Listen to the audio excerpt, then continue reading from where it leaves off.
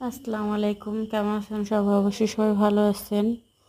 তো গরমের মধ্যে দুপুর সময় কিছু না কিছু ঠান্ডা খেতেই হয়। তো আমি পাকা আমের জুস বানাচ্ছি।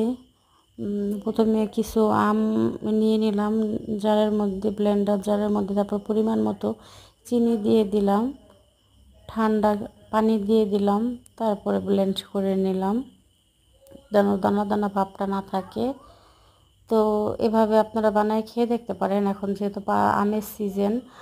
আর এভাবে বানিয়ে আপনারা ডিপ ফ্রিজে সংরক্ষণও করতে পারেন, অনেক দিন ভালো থাকবে। যখন খেতে মন চায় তখন বের করে খেতে পারবেন, যেহেতু এখন আমের সিজন। বেশি করে বানায় রেখে তারপরে আপনারা ফ্রিজে রেখে দিতে পারেন। তো জুসটা খুব মজা ছিল। দুপুর সময় অনেক গরম থাকে, তখন বের করে খাবেন, দেখবেন ভালো লাগবে। আর ভিডিওটি ভালো লাগলে অবশ্যই লাইক করবেন, শেয়ার করবেন, সাবস্ক্রাইব করবেন, পাশে থাকবেন। দেখুন আমার জুসটা কি আমি